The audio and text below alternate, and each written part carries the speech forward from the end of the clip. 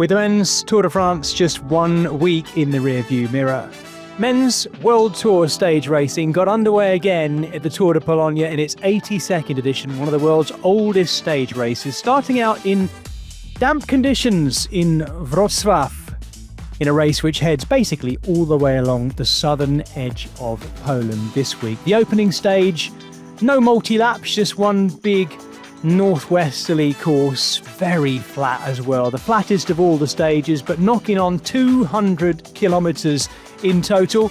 A big balloon shape basically up to that lake up there at the top northern edge of the course before coming back on itself, taking in 3 intermediate sprint points where the most active rider's jersey would be up for grabs, and of course bonus seconds at each and every one of them. Third category climb, the only climb to note, to give away that King of the Mountains jersey right at the very end and make sure someone would be wearing it on stage 2. Jonas Vingegaard won this race last year by performing well in the time trial and consistently in the hills. This year the time trial is on the final day. This opening stage, a wonderful opportunity for the sprinters to get their chance. We had 4 riders initially in the breakaway, and it was Lars Boven, the Dutchman, for Alpecin-Deceuninck, getting the better of Donovan Grondin and Patrick Stoch of the Polish national team. Nadav Reisberg of Israel Premier Tech sat up, and then we had very early on in the stage this nasty looking crash on a pretty innocuous sweeping right-hander. We moved on to the next of the intermediate sprints for our breakaway. This time it was Patrick Stoch of the Polish national team leading, and Donovan Grondin coming over the top of him. The Frenchman for Arkea B&B in front of a big crowd as well in Schroeder-Schlonska, getting 3 points for the most active riders classification and 3 bonus seconds. That moved us on to the final most active rider intermediate sprint point of the day. This time Lars Boven did give it a go. In fact, all 3 of them did, but it was Donovan Grondin again getting the bonus seconds, meaning that throughout the stage he'd been the virtual leader on the road. That was the point at which Patrick Stoch was then absorbed. Then came the other 2, and with under 40k, just under 40k to go, we then knew that we were going to be treated to the sprint finish that was to be expected. So many big sprint names here. This happened within the last 3 kilometres, 1,700 metres to go in actual fact.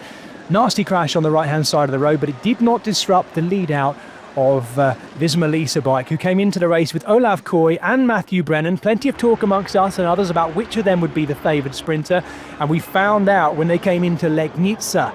Going into the last few bends, we were still looking to see who had survived that late crash as well. It became clear that Dan McClay was still there for Visma Lease bike.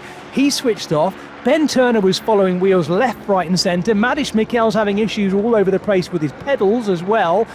And then came the final right-hand sweeper, which also caused a few problems for riders. Going up the inside, Tim Teutenberg, the German rider for Lidl Trek, leading out Max Canter, but unknowingly as well. Teutenberg looking really good at this stage.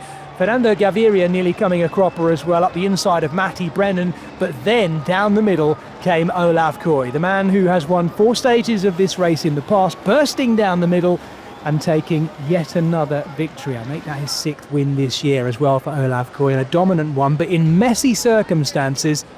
Visma Lease bike had done so much pacing all day, with Steven Kruijswijk doing a lot of work to make sure the breakaway was never given too much. And here was that final sprint.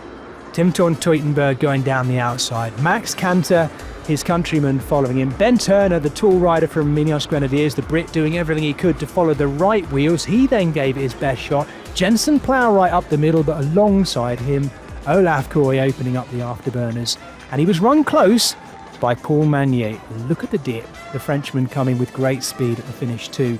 That could be the only sprint finish of the week. That remains to be seen. There's the potential for a sprint finish on Thursday, but it's going to be really tough. There was the result on the day as well. Olav Koy taking the win ahead of Paul Magnier, Jensen Plowright.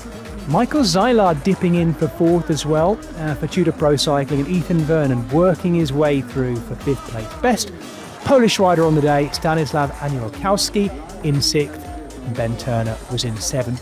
You'll have to make sure you join us tomorrow for stage 2. It'll be really exciting, as it will all the way through to Sunday's individual time trial at the Salt Mine. Make sure you join me, Jez Cox, and Matt Winston live tomorrow for stage 2 of the 82nd edition of the Tour de Pologne.